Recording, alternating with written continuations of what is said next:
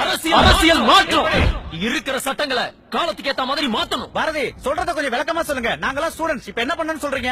Students, நீங்க தான் எதிர்கால இந்தியா. இன்னைக்கு இந்தியா கேன்சர் வியாதிக்கு பேண்டேஜ் போட்ட மாதிரி இருக்கு. அரசு ஊழியருக்கு ரிட்டையர்ட் வயசு 58 அரசாங்கம் தான் அறிவிச்சிருக்காங்க.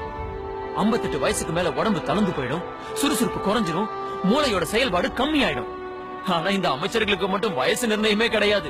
70 80ன்னு போய்கிட்டே இருக்கு. ஏன்? அவங்களும் அரசு ஊழியர் தானே. பார்லிமெண்ட்டுக்கும் அசம்பிளிக்கும் போற நாளை விட ஆஸ்பத்திரிக்கு போற நாள் தான் அதிகமா இருக்கு. 108 கோடி பேர் இருக்கிற நம்ம நாட்டுல ஒரு வெங்கல பதக்கம் வாங்குறதுக்கே மூச்சு வாங்கி போறோம். ஆனா 10 லட்சம் 20 லட்சம் இருக்கிற குட்டி குட்டி நாடுகள்ல கூட 50 100ன்னு வாங்கிக்கிட்டே போறாங்க. எப்படி? ஏன் நம்மளால முடியல? அங்க விளையாட சொல்றான், ஊக்கமளிக்கிறான். விளையாட்டை ஊக்குவிக்காத நாட்டுல வியாதி தான் இருக்கும், ஊக்குவிக்கிற நாட்டுல உற்சாகம் இருக்கும். உங்க கண்ணுக்கு தெரிஞ்ச ஒவ்வொரு பொருளையும் பாருங்க. எது நம்ம இந்தியாவோட கண்டுபிடிப்பு? எல்லாம் வெளிநாட்டுக்காரன் கண்டுபிடிச்சது. மக்கள் தொகை குறைவா இருக்கிற நாட்டுல கூட 100 கணக்கா கண்டுபிடிக்கிறான்.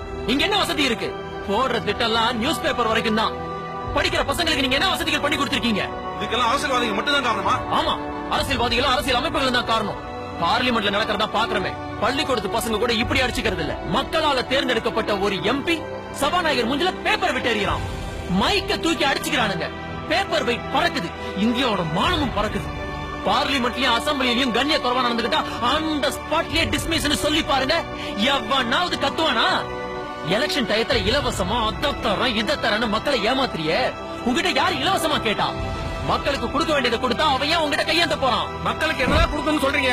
கல்வியை இலவசமா கொடுங்க, அது போதும். எல்லாத்தையும் அவனே வாங்கிப்பான்.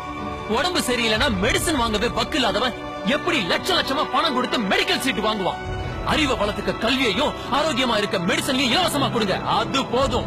எப்படிப்பட்ட ஆளை தேர்ந்தெடுக்கணும்னு சொல்றீங்க? 10 இன்ஜினியர், 10 டாக்டர், நிதி படிச்சவன், நீதிய படிச்சவன், தத்துவம் படிச்சவன், விஞ்ஞானி, விளையாட்டு வீரன், 4 கூலி தொழிலாளி, 4 தொழிலதிபர், விவசாயம் படிச்சவன் அசம்பிளிக்கும் பார்லிமெண்ட்டுக்கும் போகணும். அதுல டாக்டருக்கு படிச்சவன் சுகாதாரத்துறை மந்திரி ஆகணும், சட்டம் படிச்சவன் லா மினிஸ்டர் ஆகணும், நிதி படிச்சவன் நிதி அமைச்சர் ஆகணும், விளையாட்டு வீரன் ஸ்போர்ட்ஸ் மினிஸ்டர் ஆகணும், விவசாயத்துக்கு படிச்சவன் விவசாயத்துறை மந்திரி ஆகணும். இப்படி நடந்தா இந்தியாவோட தலை நிமிர்ந்து நிற்கும்.